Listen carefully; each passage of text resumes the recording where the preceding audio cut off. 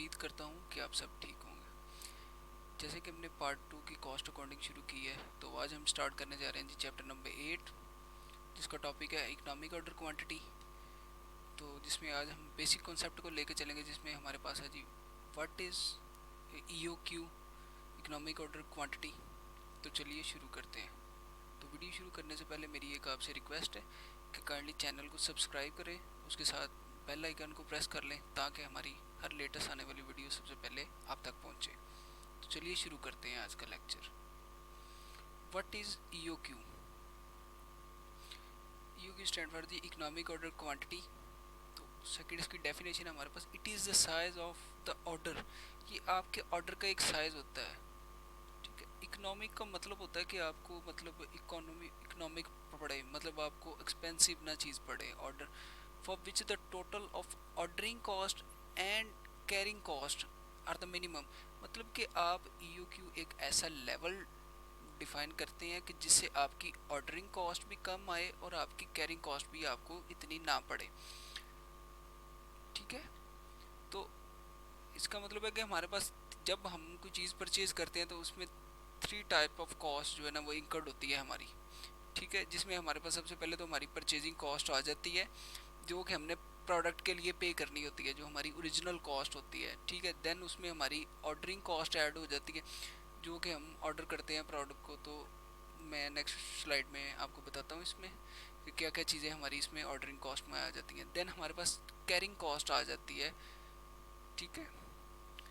तो नेक्स्ट है हमारे पास ऑर्डरिंग कॉस्ट आ गई हमारे पास सबसे पहले। The cost which are associated with the process और order of the material. Means कि जब आप उसको, जो आपकी प्रोसेस पे कॉस्ट आती है, एक ऑर्डर प्लेस करने पे जो आपकी कॉस्ट आती है, ठीक है, उसमें मुख्तलिफ़ किस्म की आपकी जो कॉस्ट है वो इंकर्ड होती है। जिसमें सबसे पहले आपकी ट्रांजैक्शन कॉस्ट, ठीक है। आपने एक ट्रांजैक्शन करनी है, उसके ऊपर जो कॉस्ट आती है आपकी, जिसमें उस पर फिर आपकी शिपिंग के चार्जेस आ जाते हैं, वो भी आपके ऑर्डर कॉस्ट में पड़ेंगे। आप मतलब आप आपको चाहिए था कि आप साल में 10 ऑर्डर करते, लेकिन आप 10 ऑर्डर नहीं करते, आप छोटे छोटे ऑर्डर मंगवाते हैं और 15 ऑर्डर कर देते हैं।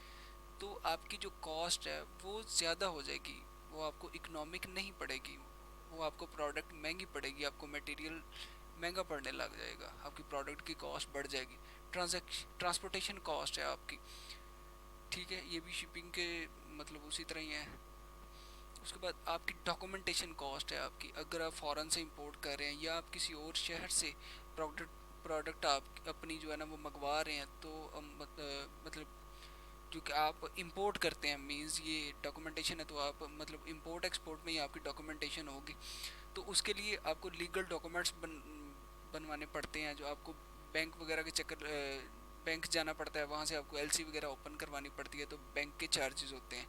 मीन्स इसमें ये है कि आप जितने ज़्यादा ऑर्डर करेंगे तो उतनी ज़्यादा आपको डॉक्यूमेंटेशन करवानी पड़ेगी, हर बार के चार्जेस होंगे। आप इस यू क्यू के ज़रिए आप वो अब अपना लेवल चेक करते हैं कि जिससे आपको ऑर्डरिंग कॉस्ट जो है ना मिनिमम हो जाए आपकी। मीन्स कि आपको शॉर्टेज भी ना फेस करनी पड़े और आपकी कॉस्ट भी कम से कम इनकर्ड हो। दूसरी तरफ है हमारे पास जी कैरिंग कॉस्ट। तो कैरिंग कॉस्ट आपकी होती है the cost of holding of inventory at the store room. आपको जो उसकी स्टोर करने की कॉस्ट आती है, उसमें आपको डिफरेंट किस्म की कॉस्ट इनकर्ड हो जाती है। जैसे कि आपने जिस जगह पे स्टोर किया है उसका रेंट आपको पड़ता है, ठीक है। उसकी मतलब सिक्योरिटी की आपको एक्स्ट्रा एम्प्लॉय जो है ना वहाँ पे डिप्लॉय करने पड़ते हैं कि जो उन आपकी इन्वेंट्री का ख्याल रखें, ठीक है। उसके बाद वियर एंड टेयर आ जाता है उसमें। आपकी स्टोरेज कॉस्ट आ गई आपकी सबसे पहले तो, ठीक है। उसके बाद आपकी इंश्योरेंस कॉस्ट आपकी कि पड़ा पड़ा मटेरियल ख़राब ना हो जाए आपका, उसकी चोरी मतलब चोरी ना हो जाए, उसके लिए आप उसकी इंश्योरेंस करवाते हैं।